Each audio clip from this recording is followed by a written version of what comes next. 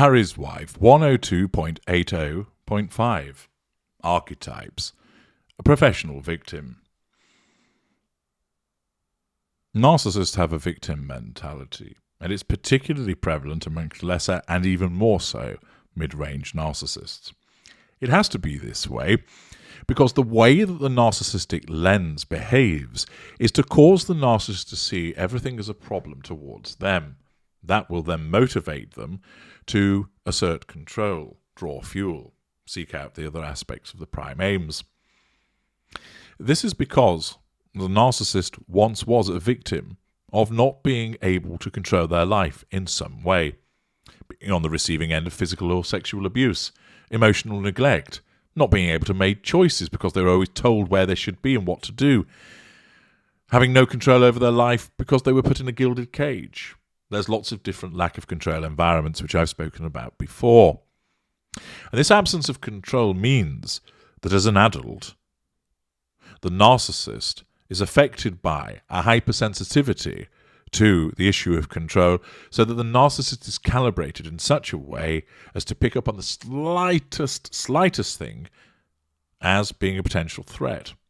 It has to be this way because the narcissist has become made sensitive to that issue of control and thus, in effect, overreacts to it. Of course, the way that the narcissist responds to that threat to control is through one or more of the three assertions of control, and the substance of those responses varies dependent on what's happening, the extent of the threat, and, of course, the subschool of narcissists that's engaged. And therefore, in order to motivate the narcissist to issue a pity play or to respond with righteous fury, it invariably serves the narcissism well to remind the narcissist that he or she is a victim, that he or she is being hard done to, is being labelled horrible by unpleasant people, that is being maligned unfairly, being mistreated, being left out, not acknowledged, being smeared, being engaged in alienation, so that the narcissist from their perspective then becomes motivated to respond to that in order to protect themselves, in order to nullify the threat to control and assert that control, in order to draw in that life-giving fuel, to lay hands upon the construct, completing character traits by way of acquisition and, of course, those jolly useful residual benefits. Mid-range narcissists are the worst when it comes to that victim status. Generally passive-aggressive, lower mid-range and upper mid-range are less so. Middle mid-range A and middle mid-range B, hugely passive-aggressive. They're always hard done to. I'm just a rough diamond. I don't understand what people's problem is with me. People are just jealous of, envious of my success. I'm just so good. And others, I'm a nice person. I don't know why they have such a hard time with me. I do this, I do that. They always view everything I do as something that's self-serving. And I just don't understand it. I don't get why these people pick on me. I've never done anything to them. They've got it in for me. You've heard all of the lines before. Harry's Wife, of course, occupies that status as professional victim. And I'm now going to provide you with some footage for you to make a determination of yourself. It involves Piers Morgan, of course, narcissist himself, once again asserting control over Harry's wife because she comes up on his radar because he's a broadcaster, and it makes it clear what he thinks about her.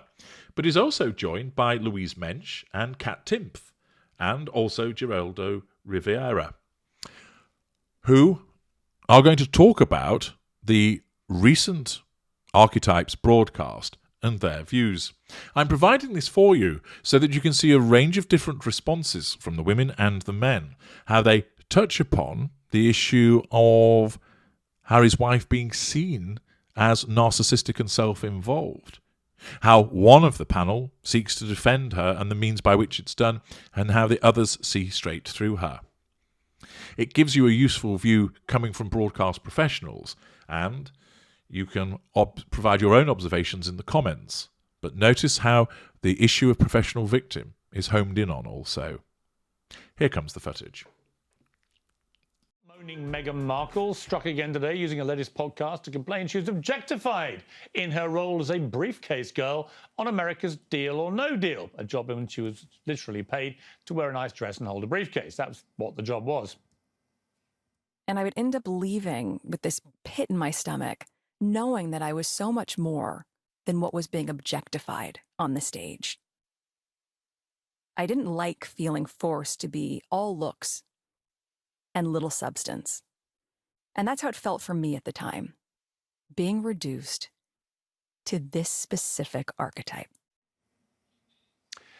Last thing we want is for you to feel that way, Meghan. Well, joining me now is former Tory MP Louise Mensch, Fox News contributor Kat Timpf, and Fox News host Geraldo Rivera. What an extraordinary panel we have today.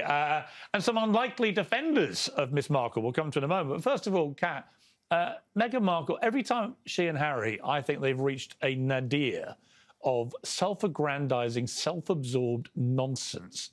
Up they pop with something even more ridiculous. Yeah, and the way she talks about this is as if she's describing some really serious trauma that she went through.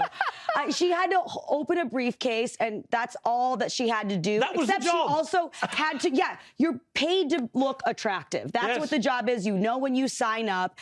And to say she was forced to do it, no, you agreed to take the job. To me, this makes about as much sense as accepting a job at Subway and saying it's sexist when a man asks you to make him a sandwich. That is what you were paid to do. And plenty of women who do that job, they're grateful for it. They like it. They're fine with it. So if that's what you want to do, choose to do it. If you don't. But it's not a trauma. Not liking your job's not a trauma. Yeah, I mean, Louise, what they do, the pair of them, they are professional victims. They turn every single thing in their life into this terrible trauma, as Kat says, and play the victim card intensely all the time. But I don't feel remotely sorry for them about any of it. Well, why should you? I mean, didn't she get a clue when she saw the length of the hemline on that red dress? Right. She wasn't exactly being asked on to give her thoughts on world politics every night.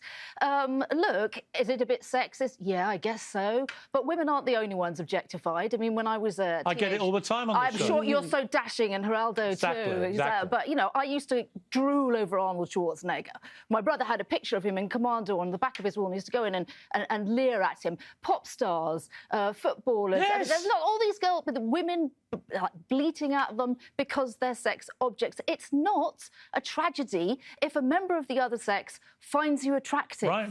Could you just calm down for 5 minutes? Well, let's ask Geraldo. Geraldo, you've been the object of many a woman's desires over the year. A heartthrob of news, if ever there was one. I was a younger man. Let's address that point, first of all, about the objectifying. I mean, if you take a job like that on Deal or No Deal, can you really then bleat years later about the terrible trauma of being victimised and objectified? To me, this is just the latest in a long series of incidents involving Meghan and Harry.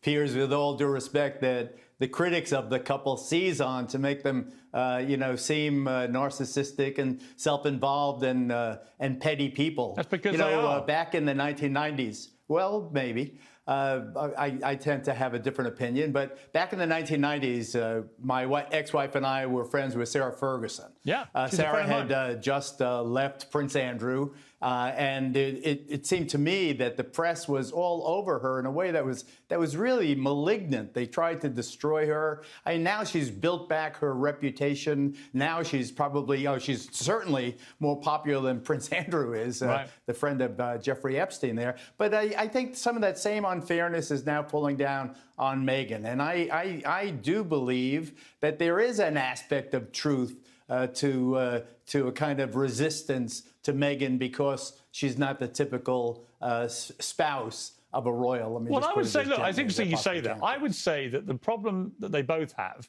is people, certainly in Britain, they don't like the fact that they've taken their royal titles out of the country. They don't perform any of the duties which you're supposed to do in return for the titles. They're making tens, if not hundreds of millions of dollars from companies like Netflix and Spotify and so on. And most of it involves them trashing the royal family and the monarchy. The monarchy, of course, which is the reason they have the titles, that they can make all the money. So there's a hypocrisy and a kind of commercial greed about it, which really rankles with people. I can understand that criticism, but I remember following Prince Harry into Helmand Province in Afghanistan, where he had just served with great distinction and courage, fighting against the Taliban in one of the most dangerous places on earth. I mean, there is an aspect of this couple that is far more agreeable or appealing than the cliche, the cartoon, I think, that is somehow drawn of them. And I do think that you cannot leave that controversy behind without having some discussion on the plausibility that the race of Meghan Markle and of the children is an issue. Okay. Whether you talk about it or not, it is an issue. Well, I think you can talk about it. I don't think it's an issue in the way that they try and categorize it. I mean, I've never felt any of the antipathy towards Meghan Markle is driven by her mixed race background. I don't think anyone cared about that. It's the way she's behaved, not the skin color. Right, especially because if you look at the life that she has and you look at the life of the average person's going to look at her and all of her millions of dollars and all of the prestige that she has and say, and yet all this person can do is constantly complain. I don't think I've ever heard her say something positive. No, never. And it's not just, oh, yeah, that's a bummer. It's never how lucky I am. Sob story, just this very intense. She's never even just a little sad. No. Everything's the worst thing, That's right. the worst life. You gotta get a grip. She has to get a grip. Louise, final word on this. I mean, I think most people in Britain are sick and tired of them. And if Harry's book trashes the royals and the Netflix documentary trashes the royals, I think it's game over for them back home. Well, you and I are both from East Sussex, and it rankles to have We've been there more than they have. Indeed, exactly. It rankles to have them have the names of the Duke and Duchess of Sussex. I'll tell you the way that Meghan and Harry could win over the British public. Give up your titles, all of your titles, stop being hypocritical, and become Mr. and Mrs. Mountbatten Windsor, and we will respect you. Hurrah! Thank you, Louise. Thank you, Kat. Thank you, Geraldo, for your spirited defence. Okay. You nearly changed my mind, but ultimately you did.